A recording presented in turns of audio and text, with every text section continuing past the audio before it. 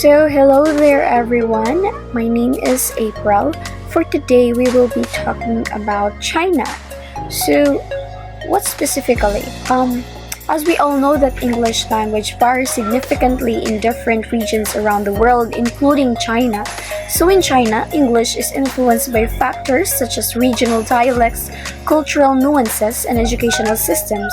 While Mandarin is the official language of instruction, regional variations and accents can affect English pronunciation and vocabulary usage. Additionally, the level of English proficiencies can vary between urban and rural areas, as well as among different generations. So, understanding these variations is crucial for effective communication in a diverse context with China. So, China is an expanding circle who uses English for educational and businesses and trade and in terms of tourism and in personal levels of individuals. Of course, they have this standard variety and its distinct features of English. So, according to Li Xiaohua and Yang Shulong in 2001, the reason for any language to exist is its function and value. And China English can meet every communicative purpose in the exchange between China and the world. So from the early 19th century till now, China has been using English for almost 2 centuries. And now the localization and activation of English in China makes English a necessary part of a quiet number of Chinese people's daily life. So the distinct features of China English in terms of phonology really varies its own peculiarities and pronunciation. So different English varieties have their own suprasegmental features, and their principal feature lies in syllable, stress, tone, and intonation, which will naturally express the speaker's national identity. So in other words, they speak English Chinese or Japanese Chinese, which is one of the phonologic level which reflects the foreign nation's style and identity. For example, in a film, only by hearing Chinese audience, they can already find out whether it is an original Chinese girl or a file dubbed. So because of phonological level, it reflects the foreign nature's style identity. So native speakers can easily discern if it is from China film because of their way of speaking. So therefore, the sound pattern of China English has nothing to do with standard. So it is just a question of appropriateness to the given situation. Next one is the vocabulary. So in terms of vocabulary, according to Hu Zhaoyun in 2001, nearly all human speeches have to come to an extent to borrow words from other speeches owing to language contact. So this means that no languages are sufficient unto themselves. Therefore, linguistic borrowing must be considered an inevitable necessity. It is according to Hu 2001.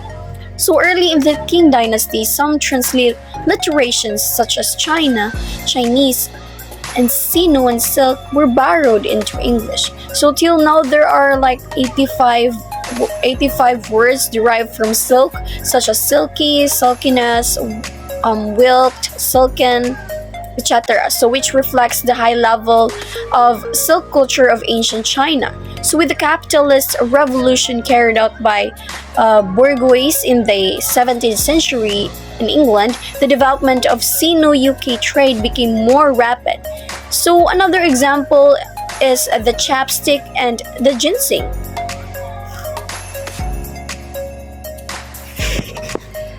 So now let us move on to the sentence structure of China English. So sentences really differs because different languages have different sentence structure that can achieve the same aesthetic result, since beauty is not a quality but an effect, and different languages have its own way to pursue beauty. So Chinese prefer parataxis and they resort to reasoning for achieving logical coherence. To them, sometimes the logical relation between two sentences is a self-evident that can be sensed and comprehended to connect free sentences.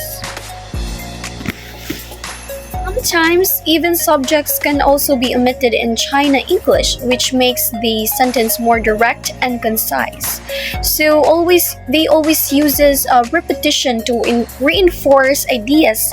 So also connective free sentences exist in Chinese because it also achieved eloquence in sentences. So China English always uses repetition to reinforce ideas.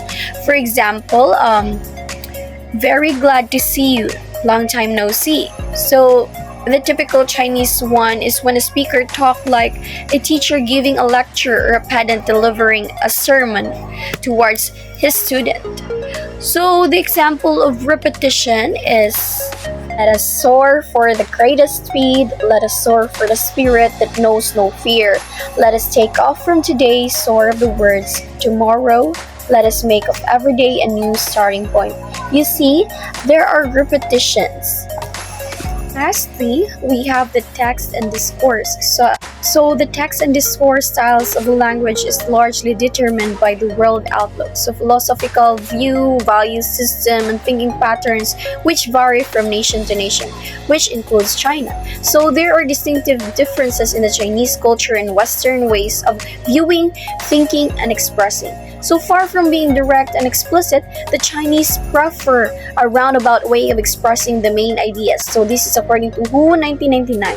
So usually by describing sceneries, they gradually show their feelings and unveil themselves. So instead of directly on point or directly saying what you really meant, so they express their ideas in a different style where the listener might need to comprehend more what is the speaker's intention. So as Englund cited in WHO 1999, it puts like Chinese communicate less directly and less explicitly. So they have different ways of expressing their thoughts and feelings. So having originated from agricultural village societies, they communicate in a manner to conducive to what intercultural communication is. So let us call an implicit social environment where in such groups, much of what needs to be communicated can simply be implied rather than stated explicitly.